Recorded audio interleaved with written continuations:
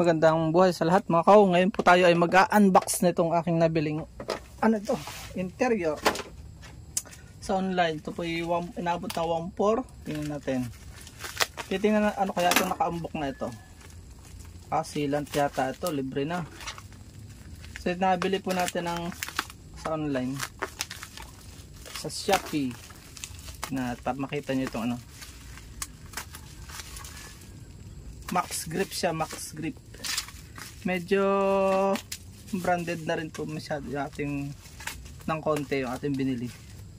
Magpapalit po ako nung Dual Sport. Naghanap ako sa online.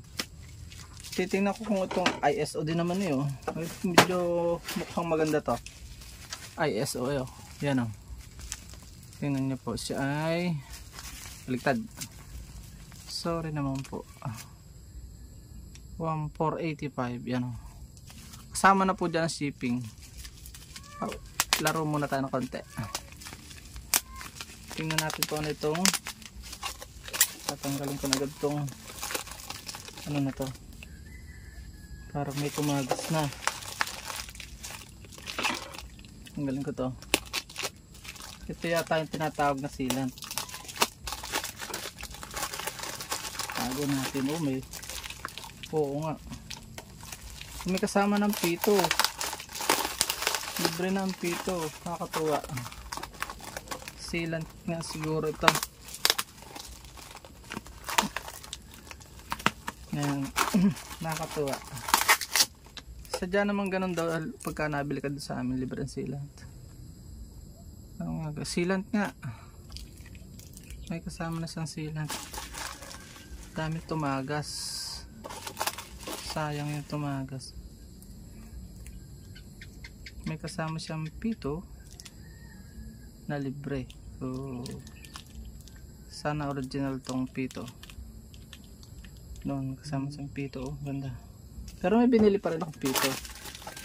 Subukan nating kalasin. By 17 po itong binili ko ng 90 by 90. Dito sa amin ay wala kang mabili. Mabibilhan ng 90 by 90. Gusto ko siyang patabain kasi po at Dual Sport kasi nga po naku sayang. Ang dami natapon no. Halos 1/4 eh. Okay lang. Natapon no. Napisa siguro sa biyahe to. Yan. Yan. Tingnan natin kung 90 by 90 nga ito.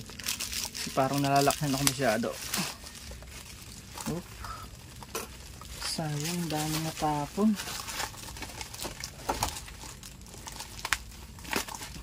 Yan. Oop. Medyo mahirap i-unbox itong ganito pala. Daming packaging. Bali, ang ginawa ko po, yung aking tube type ay ginawa kong tubeless. Kasi yung XRM po ay hindi pwedeng kung masisira po ang mugs kapag ka po nirunning flat kung sakaling emergency. So yan o. Sayang yung sealant. Yan o. Mukhang naman quality siya. Salamat sa seller. May libreng sealant.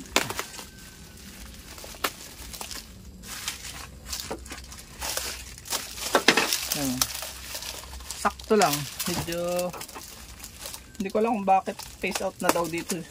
Baka walang na-order nung 90 by 90. Kaya napilitan tayo mag-online na lang. Kaysa umikot na ng umikot. At pag ito yung maganda, nag-aantay po ako noon may darating tayo na tawag doon yung with sealant na. Hindi ganito, parang alkitran. Ang ganda nung ganong klase. Ito. Ang ganda nito. First time ko lang magkaroon ng ganitong klase ng gulong. Dahil lagi tayong tube type. Ngayon lang tayo nagkamotor ng pwede sa tubeless. Yes, unbox ko itong ganito. Yan, baka dahan-dahan at baka dali ang ganito palang pito. Maxis po siya, Maxis. Ayun. May kalang para wag ano. Ganda. Nilagyan ng lock. Ayos.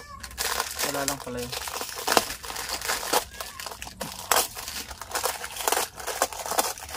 Hindi na ako makakamba sa biyahe. Yung kabit naman ito ay nasa 100 pesos.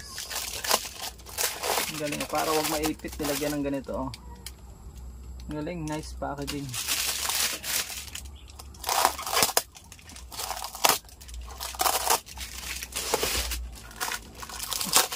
Dito sa amin po ay libre ng sealant, libre ng pito, libre pa ang kabit.